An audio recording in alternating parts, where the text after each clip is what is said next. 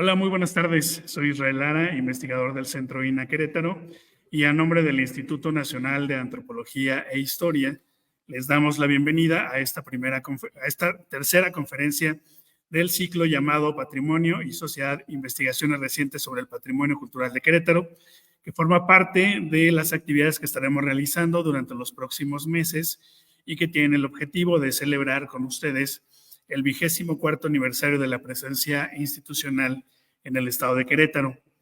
Le damos la bienvenida a la charla titulada La población india y afrodescendiente de Querétaro, a cargo del etnohistoriador Ricardo Jarillo Hernández, quien es egresado de la Escuela Nacional de Antropología e Historia del Instituto Nacional de Antropología e Historia.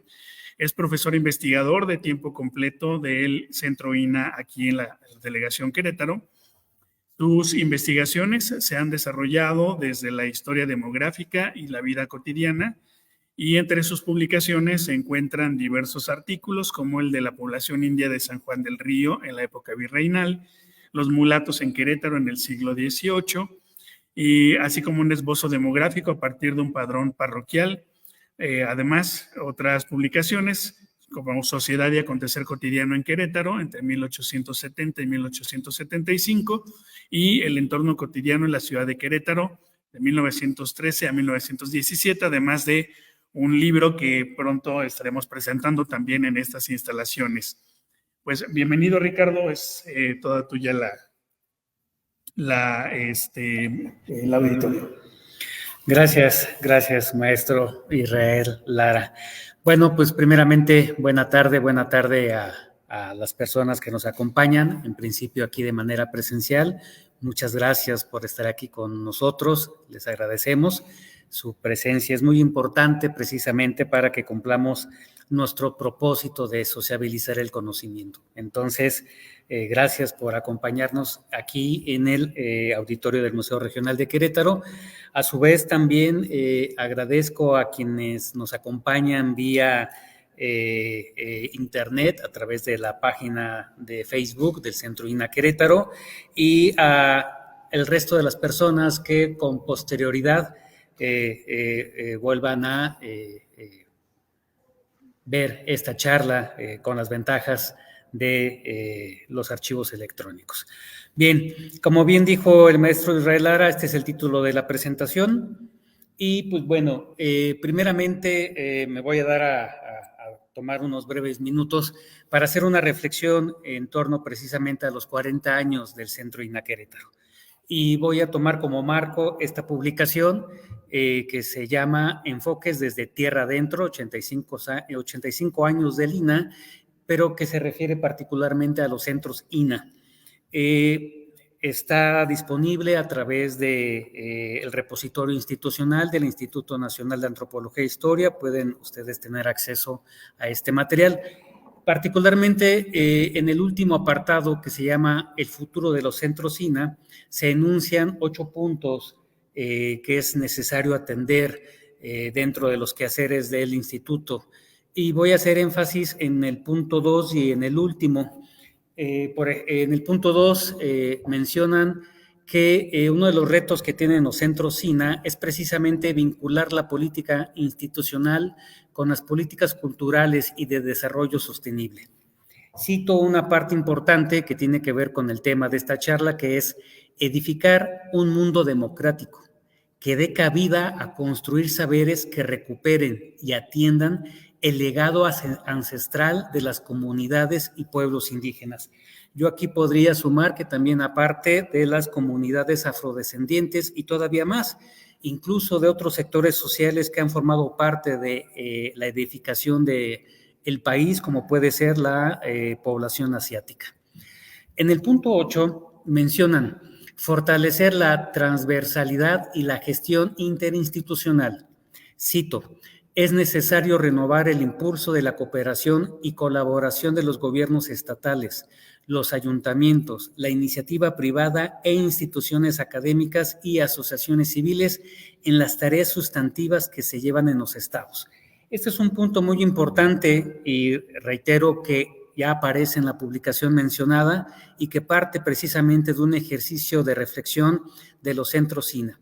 Algo que sí sigue quedando pendiente es robustecer colaboraciones con los gobiernos estatal, con los ayuntamientos, algo que se ha dejado de lado, particularmente porque la administración pública a veces solamente ve al INAH como custodio de productos para el turismo, y somos más que eso. No solamente resguardamos productos para el consumo del turismo, sino también generamos investigación y sin duda conocimiento. Algo que también nos falta robustecer es con las instituciones académicas, particularmente en el ámbito local. Tenemos pendientes robustecer nuestros lazos con los centros superiores públicos, como la Universidad Autónoma de Querétaro, el Instituto Regional de Querétaro, y también con el sector escolar. Nos falta mucho para cubrir esa parte. Y bueno, con las asociaciones civiles. Un punto importante que hemos dejado de lado es acercarnos a la sociedad. Y, por ejemplo, hace 10 años, un esfuerzo que realizamos en el Centro INAH Querétaro buscando precisamente robustecer nuestros lazos con la sociedad fue este coloquio, que incluso fue titulado INAH y Sociedad, 75 y 30 años protegiendo e investigando el patrimonio cultural. El sueño que entonces esbozamos es precisamente tener un vínculo pleno con la sociedad. 10 años después, por lo menos en mi quehacer, en mi persona lo digo, seguimos teniendo esa deuda, ¿sí? No hemos podido establecer un vínculo efectivo con la sociedad. Y bueno, esperemos, y por lo menos de mi parte, procurar que de aquí a 10 años no sigamos repitiendo lo mismo. ¿Sí? Este fue un esfuerzo y que si bien es cierto que en el momento se logró vincular algunos sectores, pero bueno, algo hemos dejado de hacer que sigue siendo una tarea pendiente. Una aclaración importante a lo que vamos a exponer aquí, y retomo una reflexión a la cual nos invitaron nuestras colegas precisamente en la segunda charla de este conjunto de pláticas, que se tituló Otras formas de mirar, intervenciones en el Museo Regional con perspectiva de género, a cargo de la restauradora Rosario Bravo Aguilar y de la historiadora Eva Lilia Costa, que también las acompañó la compañera Paulina. Es precisamente hacer investigaciones con perspectiva de género. Y un gran faltante, por lo menos en lo que a mí me concierne presentar aquí, es eso. Entonces, en principio, reconozco que lo que aquí voy a presentar aún padece la ausencia de la perspectiva de género. Y ese es un reto que sin duda a futuro tengo que atender. Cabe mencionar que hoy es 5 de febrero y se ha considerado como Día Nacional de la Mujer Indígena, ¿no? Entonces también es un buen pretexto para reconocer que aún nos falta vincular nuestros estudios con la perspectiva de género. Retomando ya la charla, bueno, es importante mencionar, como bien el maestro Israel Lara lo mencionó, yo me formé como etnohistoriador, que es un conjunto así como ser antropólogo y ser historiador, ¿no?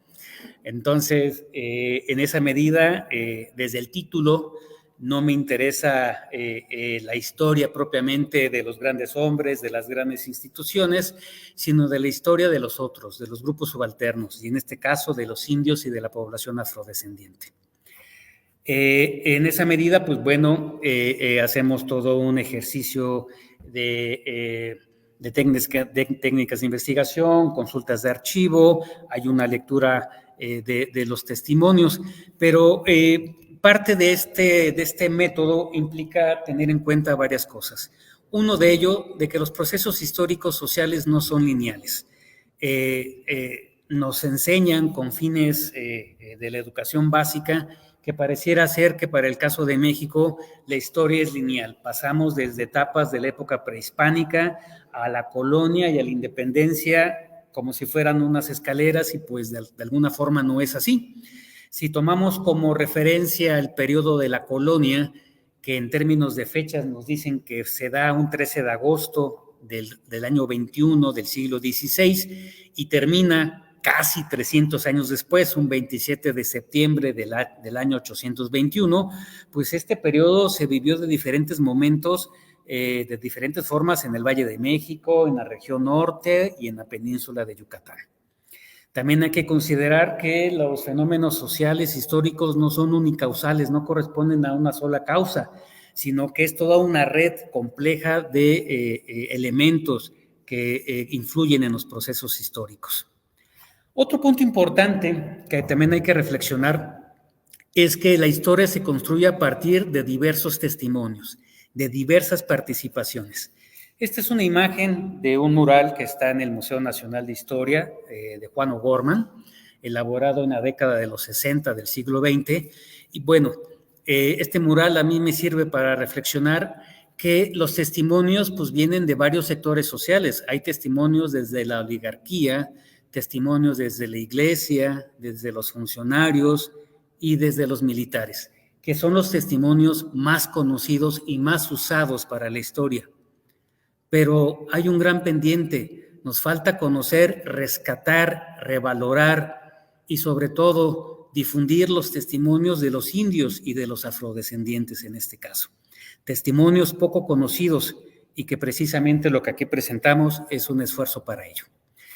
Y por ejemplo, en el caso de los indios, pues también valdría preguntar, como también puede ser de la población afrodescendientes, pero ¿de cuáles indios hablamos? De los de la península de Yucatán, de los tlaxcaltecas que fundaron pueblos en el norte de lo que hoy es México, de los chichimecas en la Sierra Gorda o de los otomís urbanos de Querétaro. Entonces también habría que precisar que no son un bloque homogéneo. También de que la realidad no es un bloque homogéneo. A veces pensamos, y sobre todo en el ejercicio tradicional de la historia local, se piensa que la historia es así, una esfera plana, ¿sí? Es un solo bloque, lisa, y solamente tiene una sola cara. Pero no es así, la realidad es más compleja. Yo hago el símil de que la realidad es como un muégano, ¿sí? Son varias caras sobrepuestas, y dependiendo de qué lado veamos este muégano, vamos a ver una cara, y no podemos ver todas. Y todavía más, hay caras encima que se sobreponen sobre otras. Y ese pasa con la historia de los indios y los afrodescendientes. La historia tradicional de Querétaro, vemos las primeras capas, vemos las capas de los franciscanos, de los hacendados, de los conquistadores, pero no vemos las otras. Un ejemplo de ello es que en estos ejercicios tradicionales de la historia local hay una negación del pasado indio y también del pasado afrodescendiente. Libros como los de Carlos Sigüenza y Góngora o como los de Manuel Septién, los indios no aparecen, por lo menos de los que aquí vamos a hablar, y de los afrodescendientes menos. El indio imaginario. Esto es algo que ya he dicho en otros momentos, pero bueno, es el indio que en la historia tradicional de Querétaro les gusta. Vemos a este Conín alto, gallardo, como si fuera un David de Miguel Ángel del Renacimiento europeo. Y bueno, tenemos la Plaza de Fundadores, ¿no? Donde precisamente aparece este personaje de Conín a la usanza española, empezando con su nombre, y es Hernando de Tapia, vestido a la usanza española, y cuando vemos testimonios referentes a su persona, por ejemplo, se nos dice que ya come con tenedor, come con cubierto, come en mesa y toma vino, ¿no? Entonces, este es el indio que la historia tradicional queretana reconoce, pero no a los otros.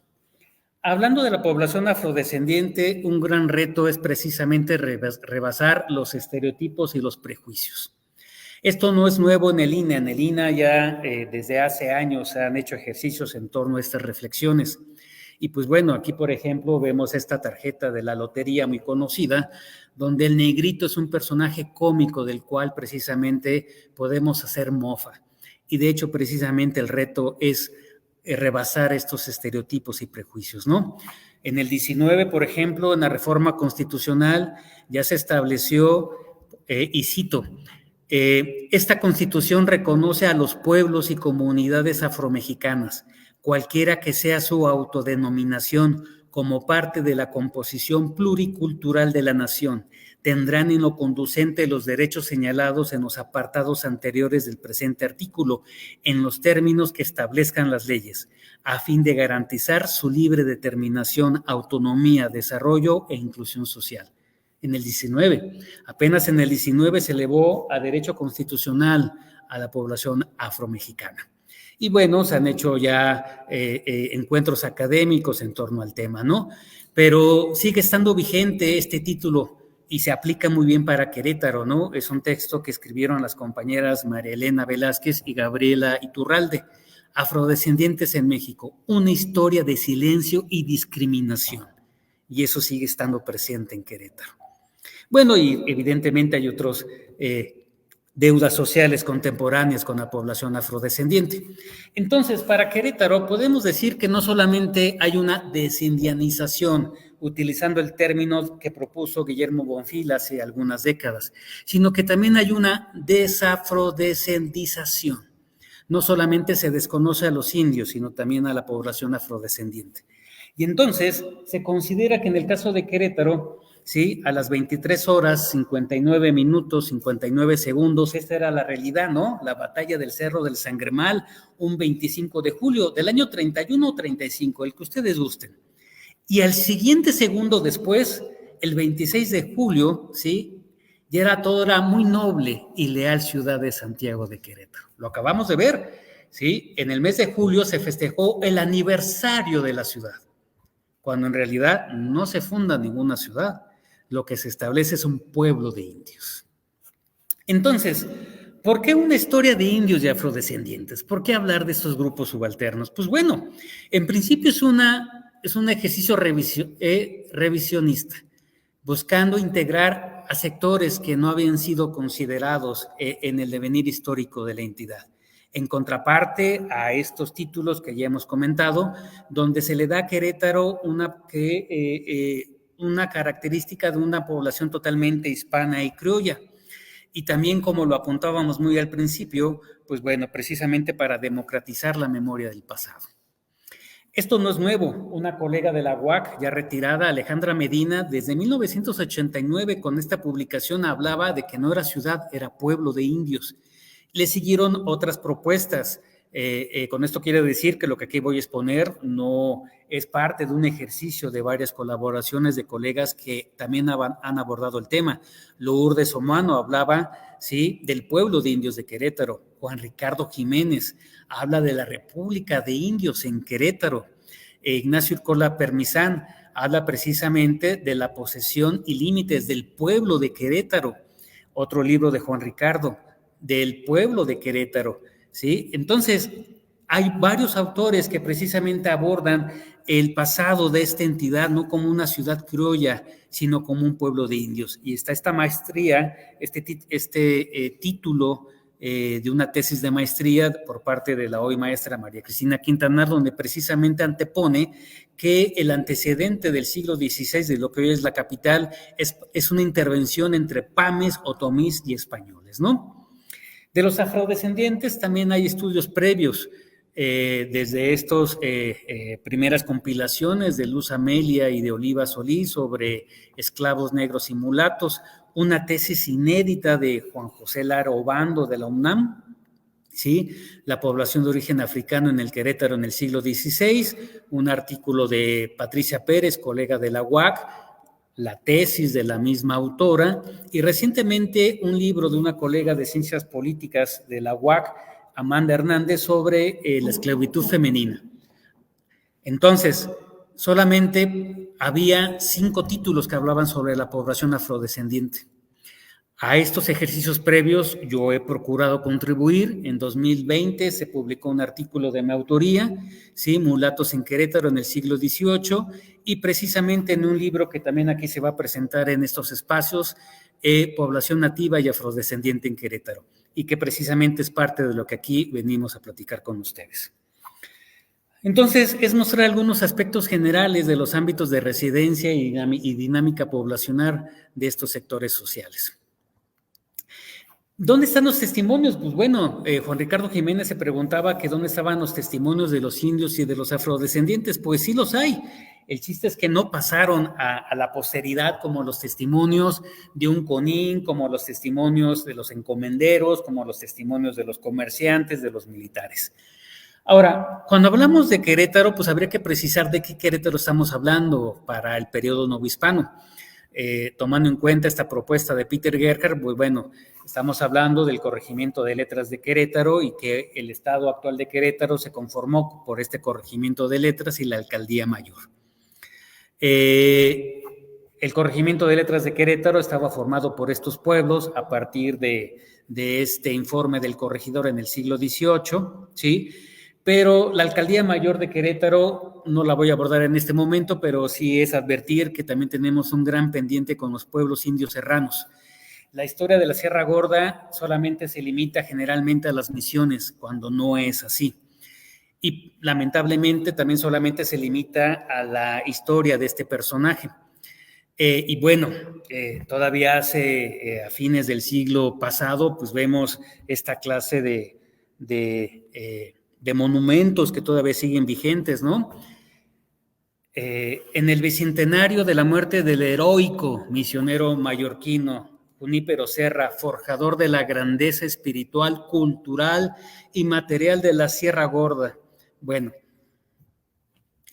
pero ¿a costa de qué? En detrimento de quiénes tuvo la presencia Junípero Serra.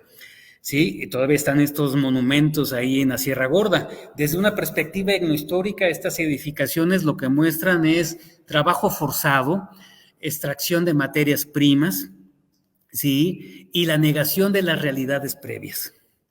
Y bueno, retomando lo que decía el libro de los Centros INA Querétaro, que hay que darle cabida a otras historias, un gran reto que tenemos que hacer en nuestra casa, en este museo regional. Si no podemos remover este óleo, ¿sí? Pero por lo menos sí, como bien lo comentaban mis compañeras Rosario y Eva, ellas mencionaban en su plática que frente a la fotografía de hombres pusieron fotografía de mujeres. Valdría que entonces frente a la fotografía del asesino de cazadores recolectores de la Sierra Gorda poner fotografías o alegorías de los cazadores recolectores. Un ejemplo es en Nochistlán de Mejía, en Zacatecas. Este monumento realmente es de reconocerse, ¿sí? Tenamaxtle, caudillo de los pueblos cascanes en la Guerra del Mixtón y defensor de la libertad del hombre americano. ¡Ay, no más! ¿No? ¿Sí? Es este monumento a un cazador recolector en lo que hoy es Zacatecas, ¿no? Evidentemente no hay monumentos a los evangelizadores, ni mucho menos a los conquistadores, ¿no? Sino nos hace falta uno de estos precisamente en la Sierra Gorda. Hay otras propuestas, sin duda, Lourdes Omano ya escribió un libro en relación a estas reflexiones que hemos estado comentando. Bueno, es reiterar que la historia no tiene estos pasos, ¿sí? Los pueblos de indios parten de un control y dominio hispano. En el caso de Querétaro es resultado de las congregaciones, ¿sí? Este es un mapita muy conocido de la congregación de Huimilpa, lo que hoy es Huimilpan, en el siglo XVI. Y bueno, en el Valle de Querétaro se fundan estos pueblos de indios. En las cabeceras de los hoy también municipios, se funda un pueblo de indios en Querétaro, se funda un pueblo de indios en La Cañada, hoy el Marqués, se funda un pueblo de indios denominado San Francisco Galileo, hoy Corregidora, se funda un pueblo de indios en San Miguel Huimilpan, hoy el municipio de Huimilpan, y se funda el pueblo de indios de San Juan Bautista, hoy San Juan del Río. Es un pueblo de indios fundado por otomís, esto es importante. Contrario a los pueblos de indios de Guerrero, Chiapas, Yucatán, Tabasco, Veracruz, aquí los pueblos de indios se fundan por otomís avecindados. Los compañeros otomís de los hoy municipios que ya enunciamos no tienen una memoria milenaria. Contrario a los mayas de la península, contrario a los mixtecos o zapotecos de Oaxaca y contrario a los nahuas de Guerrero o de Veracruz, no, ellos son avecindados a partir del siglo XVI. Este es un mapa también del siglo XVIII, ya publicado por Carlos Arbizu, y aquí podemos identificar lo que eran estos pueblos, ¿sí?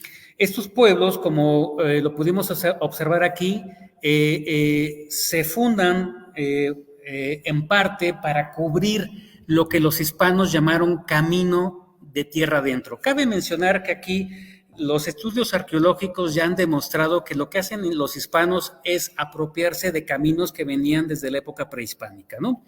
Este camino real de tierra adentro no es una invención hispana, sino ya viene desde la época prehispánica, ¿no? Y bueno, este texto ya muy conocido también, la Guerra Chichimeca, pues da cuenta que este camino real de tierra adentro, pues estuvo acompañado por el exterminio de la población nativa. Carlos Arvizu, en esta publicación, pues da cuenta que los criollos a principios del siglo XVII compraron el escudo de armas y el título de ciudad. El título de muy noble y leal ciudad de Santiago de Querétaro no lo otorgó la corona española de forma gratuita, no. Los criollos pagaron por ello, ¿sí? Eso es importante mencionarlo, ¿sí? Y bueno, y la perspectiva dominante lamentablemente sigue estando presente en varias realidades. En Huimilpan todavía resulta sorprendente que digan Huimilpan, primera conquista en territorio queretano. No podemos enorgullecernos por ser los primeros conquistados. Y eso no lo digo yo, ¿sí? Precisamente en el año 19, ¿sí? En el 2019 hicimos un coloquio con los pobladores de Huimilpan. Ahí mismo los pobladores dijeron, exacto, no podemos reconocer ese subtítulo, tendríamos que llamarnos en todo caso la Gran Milpa. Huimilpan, la Gran Milpa, que es un vocablo náhuatl, ¿no? Y de hecho a la entrada de Huimilpan está precisamente este monumento, ¿no? ¿Sí? Y los mismos vecinos lo reconocieron, ¿no? Tendríamos que quitarlo. Bueno, algo que aquí también, por otro lado, retomando el tema de la charla, es que la sociedad novohispana es heterogénea. Pinturas como esta, pues dan cuenta, por ejemplo, en lo que hoy es el Zócalo, lo que era la Plaza Mayor, es que convergían diferentes sectores sociales, ¿sí?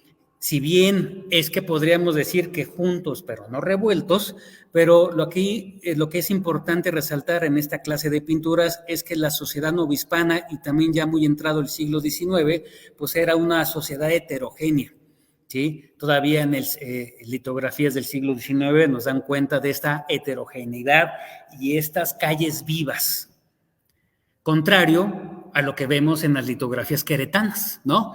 Glorias de Querétaro, de José María Celaa, publica estas litografías donde evidentemente lo más importante son los edificios, no captar la realidad social.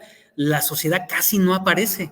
Digo, si vemos esta clase de litografías o de pinturas en el periodo novohispano, pues aquí pareciera ser que Querétaro estaba despoblado, o sea, no hay personas, ¿no? O sea, lo más importante son los edificios, ¿no? ¿Sí? No hay interés en captar la heterogeneidad social. Se aparece ahí, si acaso ya aparecen unos aguadores, una vendimia, ¿no? Pero la heterogeneidad social en estas litografías, pues no aparece. Retomando este informe, sí, desde mediados del siglo XVIII, la autoridad entonces ya daba cuenta de esta heterogeneidad. Daba cuenta precisamente de que había ya indios, había negros y mulatos, había mestizos. Y aquí algo importante, mediados del siglo XVIII, la autoridad reconocía, en este caso, que en el distrito de Querétaro, menos del 20% de la población eran españoles. Cerca del 50% de la población eran indios. Indios, se hablaba otomí en estas calles.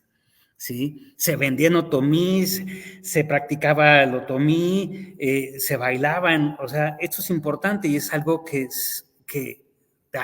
no se toma en cuenta. Y en los otros poblados, por ejemplo, San Juan del Río, era la misma realidad. Había indios otomís y había mestizos, lobos, mulatos, esclavos, tanto libres, mulatos, tanto esclavos como libres, ¿sí? Y también la población española, en este caso en San Juan del Río, era menos del 10% de la población. Hay un censo muy conocido de 1791, incluso hay una publicación, pero en este los colegas no hablan de los indios y hablan poco de los afrodescendientes. Tomando en cuenta este plano de finales del siglo XVIII, y esto es algo que ya en algún momento dado ya platicamos, no me voy a detener mucho en esto, tomando en cuenta unos padrones de indios, ¿sí? Identificamos los barrios de indios en esta muy noble y leal ciudad de Santiago de Querétaro, ¿sí? Estos eran los barrios de indios, ¿sí? había innumerables barrios de indios en esta ciudad que se daba de criolla y que todo el mundo ceceaba, ¿no? Había un cinturón de barrios indios rodeando el núcleo criollo, que eran los menos, ¿sí? Y estos indios que rodeaban el núcleo criollo no eran indios agricultores, no, eran indios que desarrollaban trabajos especializados, particularmente en la construcción. Eran carpinteros, herreros, caleros, ladrilleros, y otros más se dedicaban, por ejemplo, a la loza. Lamentablemente se quedó en el tintero.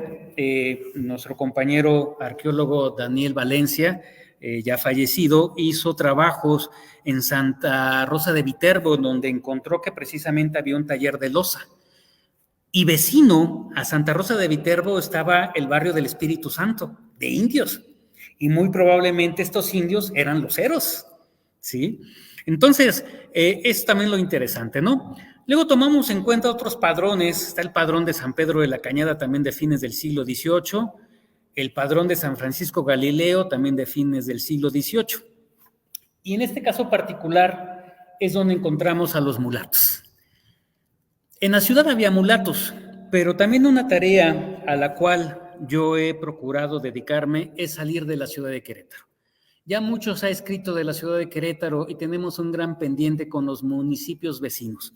Poco sabemos de los municipios vecinos y, reitero, menos sabemos aún de la Sierra Gorda. Entonces, tomando en cuenta lo que nos dicen estos padrones que ya aquí mencionamos, por ejemplo, el padrón del curato de San Francisco Galileo y su auxiliar de San Miguel Huimilpan identifica indios, mulatos, mestizos, españoles y identifica varias características de esta población, familias de estos, cuántos eran casados, cuántos eran viudos, viudas, solteras, solteros, muchachos, muchachas. Así lo determina el padrón. Y aquí están los mulatos, ¿sí? En San Miguel Huimilpan y San Francisco Galileo había 96 familias de mulatos, ¿sí? Desgregados sus integrantes entre casados, viudas, solteros, solteras, muchachas y muchachas. Ahora, en relación a lo que vamos a platicar más adelante, ¿cuáles eran los ámbitos de residencia también a partir de estos padrones? Era la cabecera por sí misma, la cabecera de los pueblos, también había estancias y parajes, había ranchos y de lo que vamos a hablar, había haciendas. En las haciendas de San Francisco Galileo y San Miguel Huimilpan, en San Francisco Galileo había 18 haciendas y en San Miguel Huimilpan 9. También aquí valdría reflexionar el caso de las haciendas. En Querétaro predomina mucho una visión nostálgica de las haciendas. El casco de la hacienda, cómo vivía el hacendado, su cocina, su comedor, hasta su recámara, ¿sí?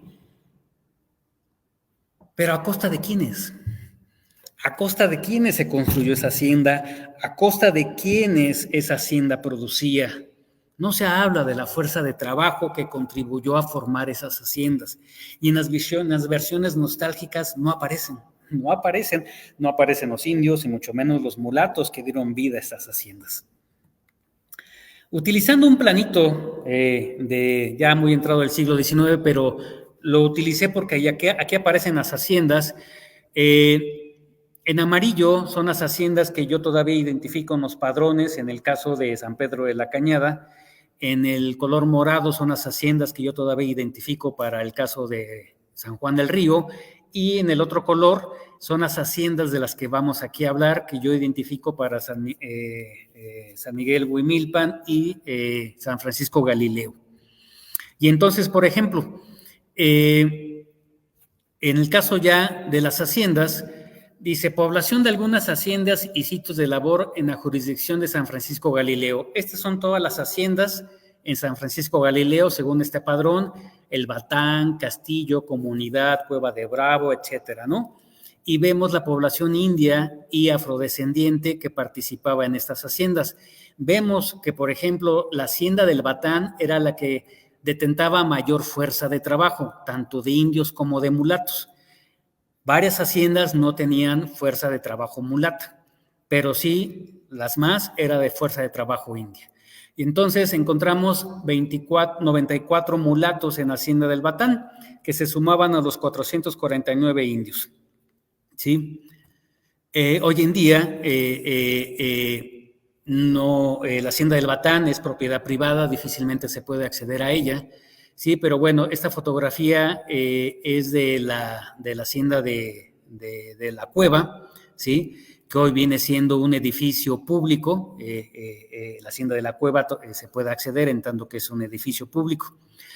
En el caso de San Miguel Huimilpan, igual estas son las haciendas que da cuenta el padrón, y esta es la población india y afrodescendiente que trabajaba en las haciendas. Y por ejemplo, la hacienda de Bravo se puede conocer desde fuera. Hoy actualmente esta es la hacienda de Bravo, que está ahí en lo que era la jurisdicción de la parroquia de San Francisco Galileo, ¿no? Este es un plano donde ya se puede identificar la ubicación de estas haciendas que hemos comentado, ¿sí? Tanto en San Francisco Galileo como en Huimilpan. Y bueno, este es un extracto del padrón, ¿no? Y se lee. Sigue el padrón de los mulatos de las haciendas y ranchos de esta feligresía, ¿no? Entonces, bueno, era para mostrar que, bueno, es un reto leer estos documentos, porque, bueno, sumado a la paleografía, hay que considerar que no son censos, no es la visión hoy contemporánea de censos, son padrones parroquiales. Y el interés del párroco era identificar las familias y por ende los jefes de familia y por ende el pago del diezmo, ¿no? O sea, no tenían, o sea, el párroco no estaba pensando que Ricardo Jarillo en el 2024 iba a ocupar estos documentos para conocer la población afrodescendiente, no, tenían un fin práctico inmediato. Pero bueno, pero nos ayudan. Entonces, al cierre del siglo XVIII, los pueblos de La Cañada, San Francisco Galileo y San Miguel Huimilpan, sujetos al de Querétaro, detentaban conjuntamente 15,004 residentes indios, 2,067 mestizos, 1,137 pardos y mulatos, ¿sí? Y los menos frente a los indios españoles, ¿no? Ahora, lo de los pardos y mulatos, también hay que hacer aquí una reflexión interesante. Muchos pardos y mulatos, en la medida en que podían obtener su libertad, también cambiaban de calidad, ¿sí? Vamos a ver más adelante una reflexión que las calidades de mulato, salta para atrás y demás son estereotipos que creó la élite.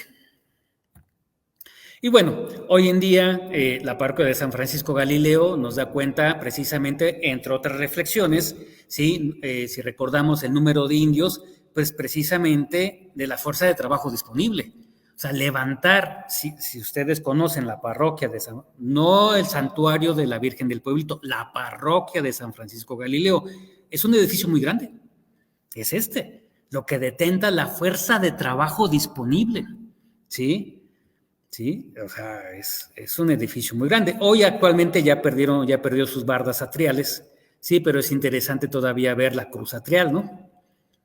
Pero es una edificación bastante grande.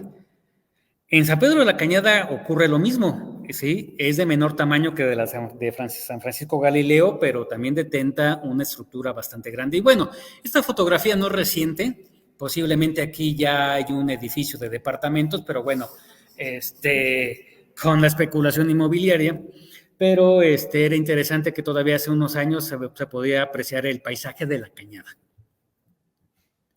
Y son las calles de lo que era el pueblo de indios de San Francisco Galileo, y el edificio, que reitero, bastante grande, lo que detenta, entre otros, la fuerza de trabajo disponible, repito. San Miguel Huimilpan es una edificación interesante porque en principio es una iglesia pequeña. Frente a San Francisco Galileo y La Cañada, la iglesia, no los edificios que tiene a los lados, la nave de la iglesia es pequeña, lo que muestra la fuerza de trabajo disponible, que era menor. Pero lo interesante hoy en día de San Miguel Huimilpan es que todavía detenta sus bardas atriales, es una maravilla, ¿sí? Que cabe mencionar que en las bardas atriales estaba el camposanto, ahí se enterraban a los muertos, ¿sí? Que en alguna ocasión, sin duda, que el maestro Israel Lara, que es antropólogo físico, pues después de luego platicar de los hallazgos en lo que eran antes los camposantos, ¿no? ¿Sí? Y bueno, está la cruz atrial, que tiene un año, que es 1764, ¿no? Bueno, Humboldt todavía muy entrado al siglo XIX hablaba de que había un gran número de población india en Querétaro, ¿no? En cuanto a la dinámica poblacional, pues bueno, ¿qué nos dice el Archivo Parroquial de Santiago? Esta es una maqueta que está aquí en el Museo Regional y bueno, yo la retomo porque bueno, esta era la imagen que detentaba el convento de San Francisco, que reiterar que yo no veo a ningún franciscano levantando un ladrillo para construir el edificio, ¿no? Por supuesto que no, ¿no? Al contrario, ¿no? Sino que veo a indios y a afrodescendientes cargando bultos de arena y muchos padeciendo accidentes y tal vez hasta muertes, ¿no? Pero pues eso no quedó registrado. Pero bueno, frente a esto es ver que la capilla de indios es la que tenemos aquí al frente, que era de la advocación de San José, que desapareció con las leyes de reforma. Tampoco hay que lamentar que las políticas juaristas hayan destruido estos edificios, porque si estos edificios se levantaron, pues fue también a costa de destruir otras realidades, ¿no? Entonces, pero bueno, esta era la capilla de indios de San José y la parroquia de Santiago se muda cuando se da la secularización de la mitra, que le quitan a los franciscanos la autoridad y pasa el clero secular. Al final la parroquia de Santiago queda donde hoy en día está, ¿no? Ahí al lado de la Facultad de Filosofía de la UAC. Bueno, pero ¿qué nos dice el Archivo Parroquial de Santiago? Bueno, con respecto a los indios, esos son los compadrazgos que se dan de los indios a través de los bautizos. Es interesante. Los indios, cuando bautizan a sus hijos, adquieren lazos de compadrazgo con otros, con mulatos, con mestizos y hasta con españoles. ¿Sí? Hoy en día, en las comunidades tradicionales, ser compadre no es cualquier cosa, no es como en el medio urbano, ¿no? Que bautizamos y al padrino ya no lo vuelvo a ver el ahijado en ningún momento, ¿no? En los ranchos no, porque las comunidades son así, ¿sí? Y se establecen lazos parentales muy importantes de solidaridad, de cohesión social y demás. Y estamos hablando de la ciudad de Querétaro de principios del siglo XIX, cuando precisamente la cohesión social era muy importante. Entonces, el que los indios establezcan estos lazos de compadrazgo, no solamente entre indios mismos, sino incluso hasta con españoles, da reflexiones interesantes, ¿no? Y también, pues, que había compadrazgo tanto con indios del mismo barrio como con otro barrio. Los matrimonios, esto es interesantísimo. Los indios se casaban no solamente, bueno, aquí reitero mi disculpa, pero así está en los archivos parroquiales.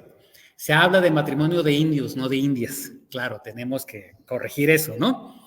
Pero entonces, en principio, el que se casa es el indio, ¿no? Y bueno, y quien escoge es el indio varón, pero bueno, tengo que corregir esto, pero para fines prácticos, por el momento, permítanme decirlo así. Entonces, los indios se casan con mulatas, con mestizas y hasta con españolas, ¿no? Y esto es interesante porque cuando uno revisa el caso de los indios con españolas, dice matrimonio de don Jacinto, o sea, no cualquier indio tenía el prefijo don, ¿no? En el periodo novohispano. Si tenía el prefijo don, es que era de los denominados caciques, que en principio tenía propiedades, posiblemente obrajes, posiblemente tierras de labor. Y si un español decía o decidía que su hija se casara con don, es que era un español pobre, ¿no? Contrario a que en esta muy noble y leal ciudad de Santiago de Querétaro pensamos que todos los españoles son ricos, pues no, había españoles pobres que casaban a sus hijas con dones indios, ¿sí? Para precisamente tener mejores posiciones sociales. También los matrimonios por vecindad, ya sea con el mismo barrio o otro barrio, ¿no? Y por ejemplo, ¿qué pasa en San Miguel Huimilpan? Pues esto es interesante, ¿no? También los matrimonios que encontramos. Indio con india, pues bueno, esos son los porcentajes que se dan, ya sea indio con india, indio con mulata, ¿no?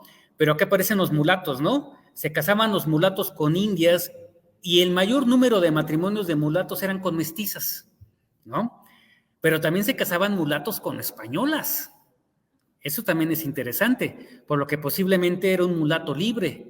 Los mulatos libres, y otros estudios lo dicen para otras partes del país, que es el reto que tenemos para Querétaro, muchos mulatos eran buenos vaqueros, eran buenos para el ganado. Y aquí había ganado en Querétaro, ¿sí? Buenos vaqueros eran los negros, ¿sí? Entonces, muchos negros posiblemente se volvían rancheros y posiblemente hasta tenían ganado. Si no, ¿cómo explicar que las españolas se casaran con mulatos? ¿Sí? Sí, bueno, y luego aparecen pues otros términos como lobo, coyote, castizo y demás, ¿no? Bueno, los españoles también vemos que se casaban con indias, con españolas mismas, pero con mestizas y con castizas. Y ahora, para San Miguel Huimilpan también vemos estos, ¿no? Ya con nombres, ¿no? Vemos a Joseph Vicente Tobar, indio de la Hacienda de Bravo, que se casa con la mulata libre, María Hermenegilda, ¿no? O vemos el segundo, que es Anselmo Vázquez, un mulato libre, ¿no? Que se casa con una mestiza, también de las haciendas de Bravo, ¿sí? El tercero, un Joseph Servín mulato, que se casa con una india. El siguiente en amarillo, Hipólito Casiano, un mulato libre, que se casa con una española, ¿sí? ¿Sí? O Agustín Lorenzo, un indio que se casa con una mulata libre. Entonces, lo que yo quiero explicar con esto es precisamente la heterogeneidad de la sociedad, que es lo que hablábamos al principio de la charla. Estas calidades son ficticias y las creó la élite precisamente para seguir manteniendo un estatus de dominio ideológico. En la realidad, estas calidades no operaban. En los archivos parroquiales se registraban, porque así tenía que hacerse, pero que limitaran las relaciones sociales y todavía más parentales, podemos ver que no era así, ¿sí? Entonces, ya para terminar, pues es reiterar, ¿sí? Que estas construcciones simbólicas vienen desde arriba, ¿sí? Como hoy en día, ¿no? Entonces, pero bueno, es una reflexión para poder identificar precisamente esta heterogeneidad social. Y bueno, es difícil en 40 minutos dar un tema tan vasto, pero bueno, ya mencioné ya algunos libros que se pueden consultar y en principio, pues yo les agradezco su atención. Gracias.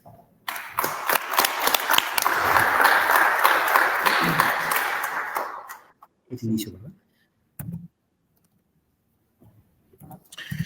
Bueno, pues muchas gracias, Ricardo. Gracias por esta presentación. Creo que igual que los que estamos aquí presentes y los que nos ven desde su casa, nos quedamos con ganas de conocer un poquito más sobre esta información que sin duda nos puede parecer novedosa, puede parecer desconocida para mucha gente. Creo que, como bien lo dices, ha habido como una...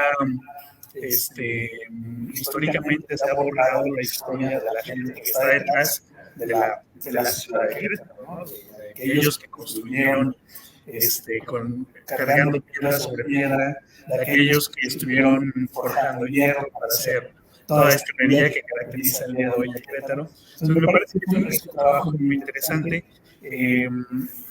con mucha información y de lo que, bueno, creo que podemos platicar bastante, ¿no? Y muy, muy amplio.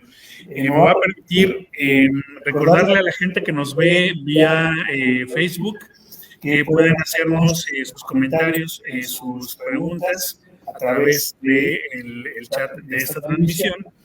Y bueno, pues voy a iniciar con algunos comentarios antes de dar la palabra aquí en el auditorio. Bueno, preguntan, te envían saludos, Pablo Oaxaca te envía saludos, excelente ponencia, muy ilustrativa. Y Ramón Ortiz nos pregunta, bueno, te pregunta particularmente a ti, ¿cuál es la hacienda más antigua de la región en estudio? ¿Contesto? Bueno, gracias, bueno, en principio, gracias a las personas que han seguido la charla por los medios electrónicos. Gracias por ello, sobre todo gracias por sus preguntas. De favor, ¿me ayudas con el nombre de la persona? Es Ramón Ortiz. Gracias, Ramón Ortiz. Bueno, como procuré yo mencionar, la hacienda comunidad productiva no es propiamente de mi interés. No me interesa la historia de las haciendas, ni mucho menos de sus poseedores, sino la fuerza de trabajo que condujo a que las haciendas funcionaran.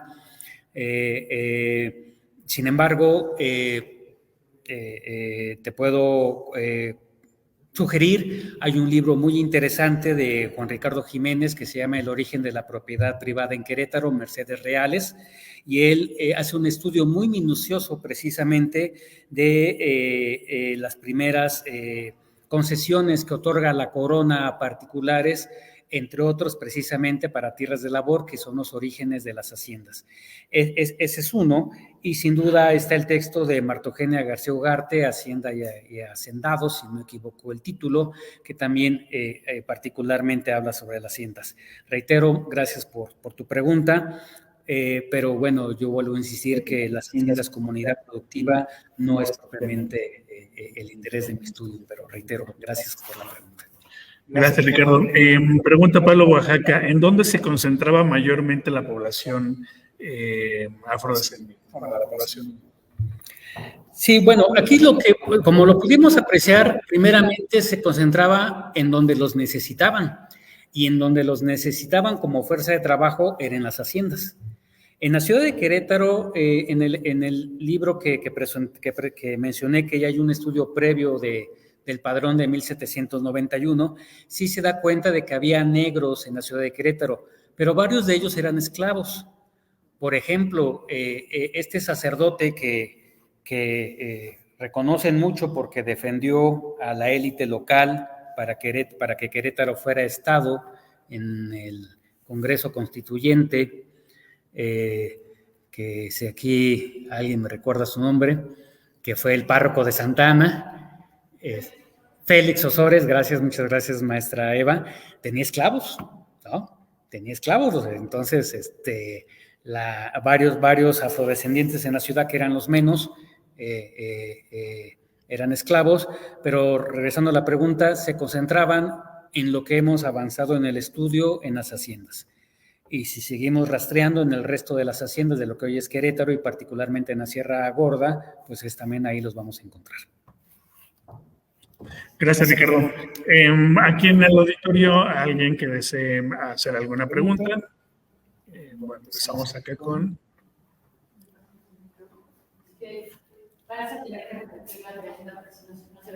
Ok, a ver. Bueno, más que nada, profesor Ricardo, la verdad, algo que sí es de fondo y que llama mucho la atención es con respecto a precisamente que Lina se abone a los temas étnicos, no nada más. Aquí parece ser que Lina nada más se abona sobre la infraestructura, que es muy bella, pero desgraciadamente nos deja de lado toda la parte cultural.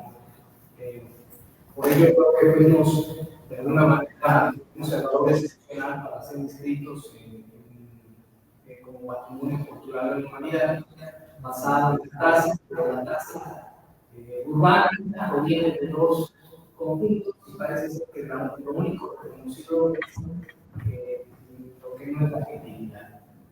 Y lo padecemos tremendamente, porque el dinamismo ha permitido en tiempos actuales una gran comunicación, indicación, que decía la doctora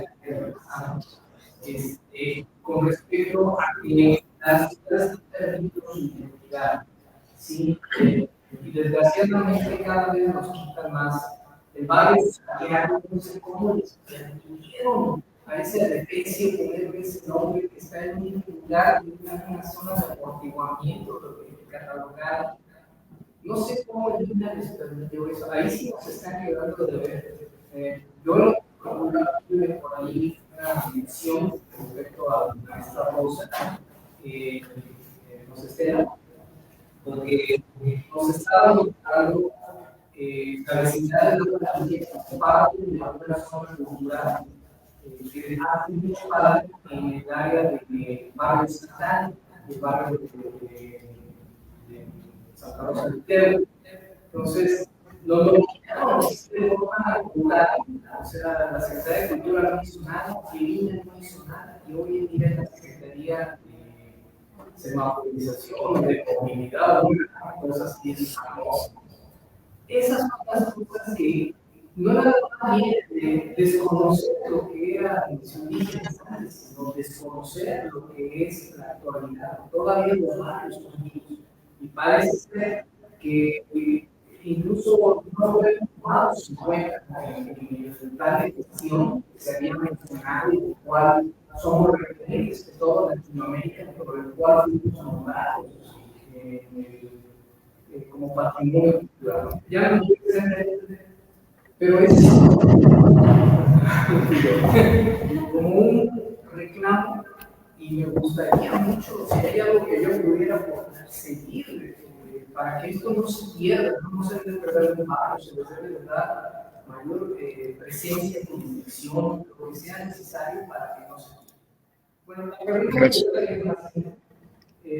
respecto a la política de las personas mulatas, negras, zambas, ¿de dónde provienen? O sea, son de Argentina, vinieron un poquito con las colonias coloniales, ¿de qué origen vienen?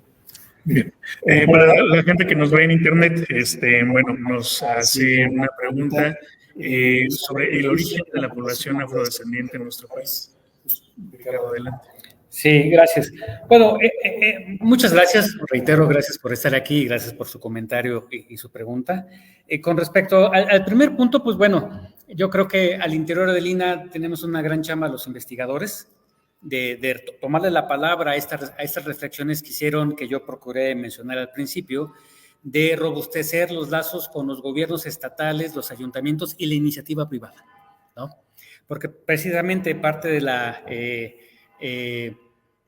transformación, no solamente del cuadro de la ciudad de Querétaro, sino de muchas partes del país, es precisamente de que nos falta hacer énfasis en la importancia de respetar los orígenes, o si no, en todo caso, no alterar o no fomentar la alteración con fines comerciales de los espacios sociales, ¿no?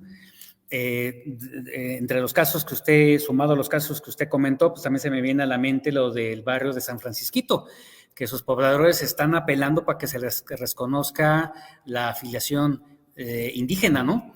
Porque a partir de eso pueden tener mejores herramientas para defender sus espacios, ¿no? Pero como en mi caso yo puedo mencionar que es tomar la palabra de esa reflexión y insistir en estos antecedentes históricos, ¿no? Ya con respecto a su pregunta, pues bueno, ya hay estudios muy tempranos, bueno, el investigador Aguirre Beltrán, desde la primera mitad del siglo XX, tiene estudios sobre la población negra en México.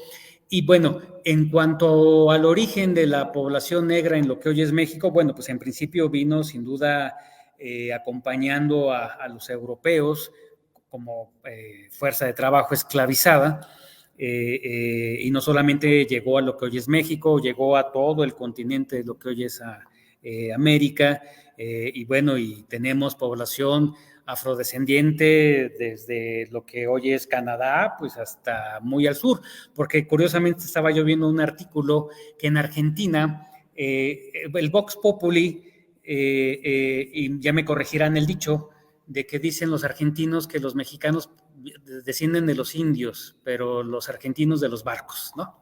Haciendo énfasis de que los argentinos son blancos y no tienen antecedentes indios. Pero hay un artículo que recientemente me encontré de allá de Argentina, que por supuesto que hay negros, que precisamente hay toda una política de segregación, discriminación y demás, es otra cosa, ¿no? Entonces, el origen primario es eso, fuerza de trabajo. Ahora, el punto aquí es que estas primeras generaciones de esclavos, ¿sí?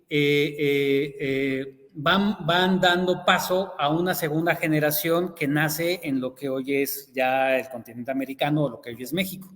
Y son los que luego, posteriormente, ya para el siglo XVIII, ya no son propiamente negros africanos, sino son mulatos o tienen otra denominación. Y ya son generaciones que nacen aquí. El punto aquí es que muchos hijos de esclava, pues nace como esclavo, ¿sí? Y por eso mucha esclavitud se mantiene, sumado al interés de tener una fuerza de trabajo gratuita, ¿no? El estudio que yo mencioné de esta colega de Ciencias Políticas de la esclavitud femenina, pues bueno, consulta los archivos judiciales precisamente donde ahí ella encuentra precisamente estos casos de de compraventa y demás, de mujeres negras, ¿no? Y por eso se mantiene la esclavitud, pero hay muchos mulatos que ya son libres también. Entonces, reiterando, son parte de ese proceso de esclavitud en las primeras décadas de la presencia europea, pero luego ya segundas generaciones adquieren su libertad por diferentes circunstancias y todavía en lo que hoy es Querétaro, y esa es una fotografía que lamenté no poner, el colega Juan Manuel de la Serna de la UNAM nos hizo reflexionar sobre una fotografía que ya mencioné yo en varios momentos, de cuando entra Venustiano Carranza a la Cañada. Todo mundo tiene presente esa fotografía de cuando entra Venustiano Carranza a la Cañada y que parte de la comitiva que acompaña a Carranza son los trabajadores de la fábrica de Hércules. Y la mujer que carga el pendón de la fábrica de Hércules es una afrodescendiente, es una mujer negra, ¿no? Entonces, todavía en Querétaro a principios del siglo XX había negros y eran trabajadores varios de Hércules. Gracias. Gracias, Ricardo. Sí, por acá tenemos otra participación. Pero solo permíteme un segundo, te van a pasar un micrófono.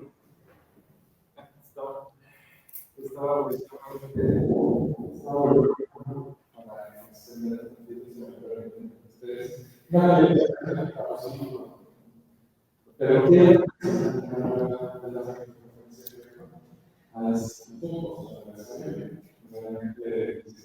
es un gran con instituciones, una gran institución, y además del instituto, especialmente también es de muy exposición, muy interesante. Y yo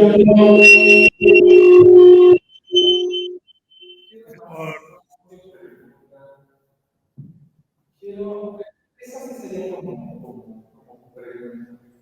Tú mencionaste reiteradamente que el término de libertad. ¿Y qué tan más asequible que el reverencia que libertad? Mi pregunta es en el sentido que como sociedad mexicana, siempre perspectiva, queremos cuando siempre y siempre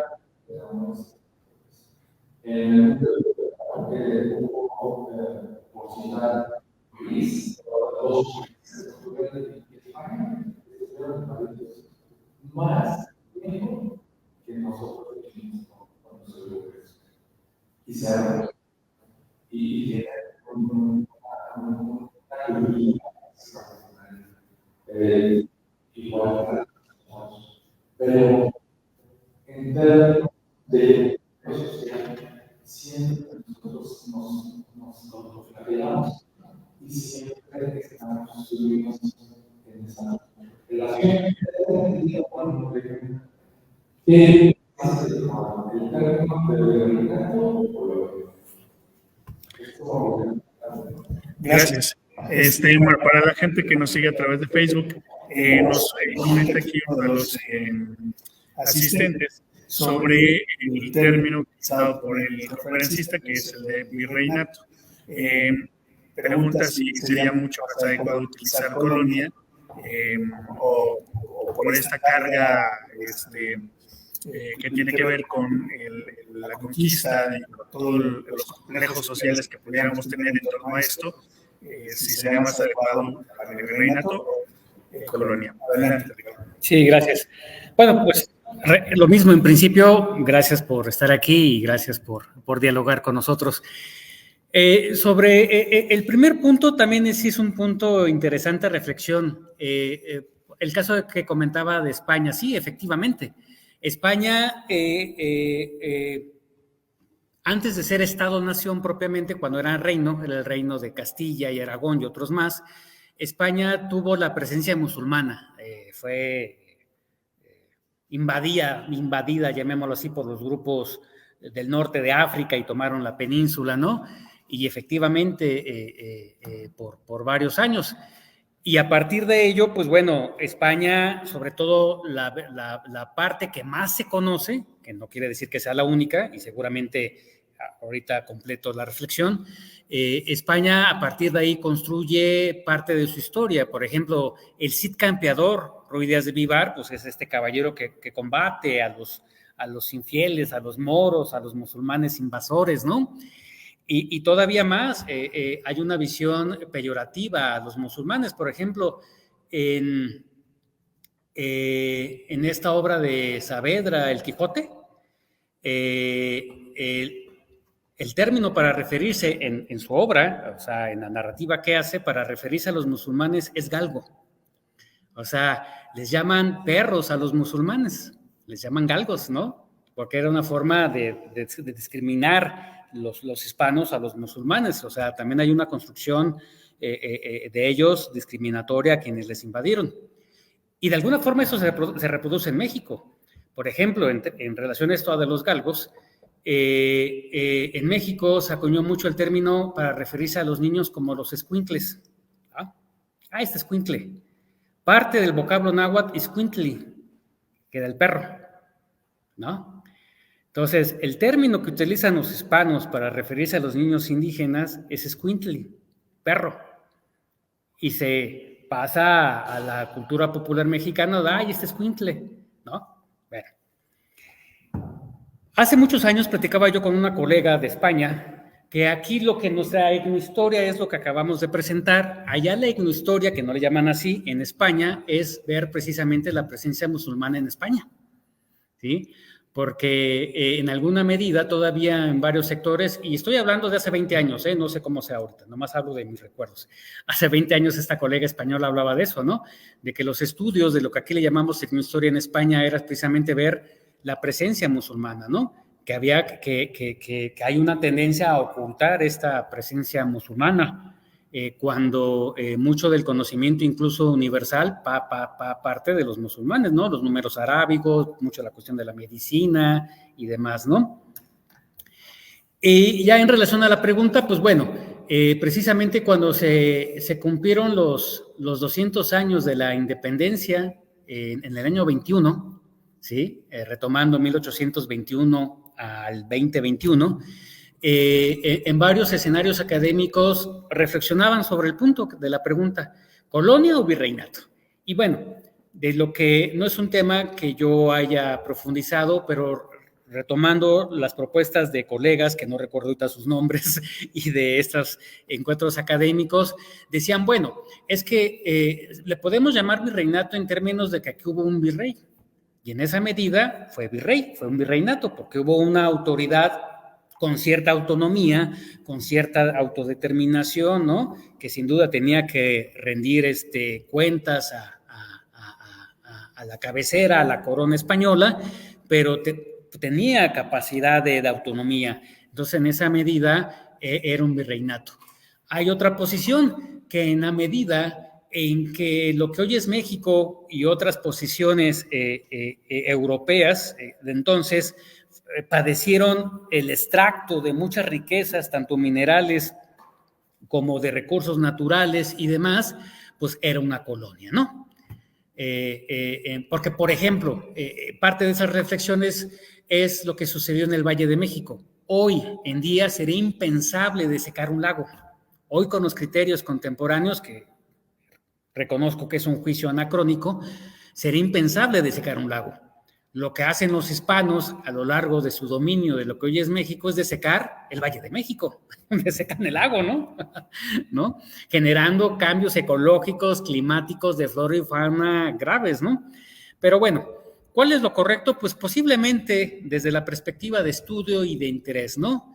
Reitero que, recordando lo que decían los colegas, en términos jurídicos, virreinato porque había un virrey, y en términos de económicos y sociales, pues colonia porque la metrópoli aprovechó los recursos, entre otros, naturales de sus posesiones.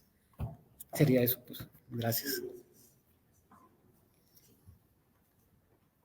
Gracias, Ricardo. Perdónme, gracias. Vamos rápidamente con un comentario de Facebook Nos escribe María Elena Oaxaca, te envía saludos, por el mensaje muy interesante. Mónica Gómez también te envía saludos. Norma Rivas también envía saludos. Nos pregunta María Elena Oaxaca si se sabe qué porcentaje de la población mulata era libre. No. Incluso los estudios previos que yo mencioné no dan datos absolutos en términos de cuántos eran libres y cuántos eran esclavos. Sin duda nos falta todavía mucho por hacer, sobre todo porque variaría sin duda por temporalidad. Yo puedo considerar que en el siglo XVI la realidad de la esclavitud negra ya fue muy diferente al cierre del siglo XVIII.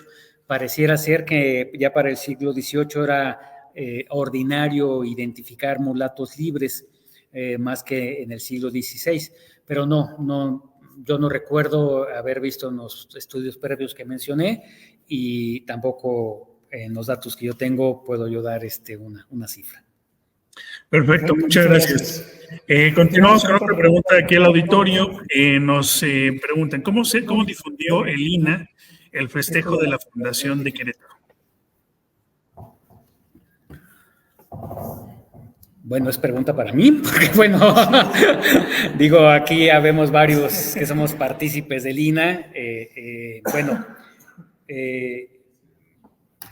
Yo en lo personal puedo mencionar que para próximos casos buscaré tener una mayor participación porque parece ser que precisamente nos falta, si no contradecir, dar otra posición a lo que generalmente se dice, ¿no? La Fundación de la Ciudad, yo vuelvo a mencionar que da pie sobre todo para cuestiones más de orden de mercado que cultural. Y pues bueno, si bien es cierto que no podemos pareciera ser con las dinámicas de mercado, pero pudiéramos contribuir dando otra cara, ¿no? Por lo menos en mi parte es lo que yo puedo decir. Claro está que hay otros ámbitos que corresponden sobre todo tanto a la autoridad local como pues, también en su momento de lo que viene de la autoridad de orden nacional, ¿no? Gracias, Ricardo. Bueno, estamos ya sobre el límite del tiempo. Yo creo que, bueno, más allá de hacer siempre todo en una sola fecha, me parece que no hay una fecha específica para hablar de las poblaciones que han habitado Querétaro, ¿no? O sea, yo creo que cualquier fecha es importante y tenemos que acostumbrarnos de hablar de estos grupos sociales que nos dieron o que son el antepasado del espacio que vivimos. En la actualidad, entonces creo que cualquier momento es adecuado. Siempre estas fechas fundacionales o conmemorativas pues dan la oportunidad de hacer cuestiones muy ceremoniosas, pero el día a día nos permite conocer y significarlos o resignificarlos desde la actualidad. Bueno, pues quisiera agradecer a los que nos acompañaron aquí de manera presencial en el auditorio del Museo Regional. Ricardo, muchas gracias por la presentación, un tema sumamente interesante. Nos falta tiempo para seguir discutiendo esto. Gracias a toda la gente que está involucrada en esta ciclo de conferencias, en estas transmisiones. Bueno, pues yo aprovecho para invitarles a las presentaciones editoriales que comenzarán la próxima semana. El miércoles 11 de septiembre tenemos la primera presentación del libro Encuentros y Desencuentros con el Patrimonio Cultural a las 6 de la tarde aquí en el auditorio del Museo Regional. Por favor, no se la pierdan, pueden venir de manera presencial. Chequen el programa que tenemos. Les recuerdo que también tenemos conferencias todos los jueves a las 6 de la tarde que pueden ir a escuchar aquí en el auditorio del Museo Regional o que nos pueden acompañar desde su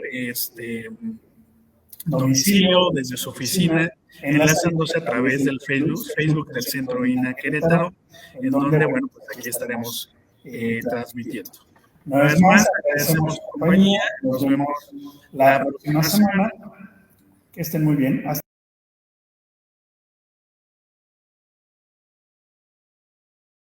Gobierno de México.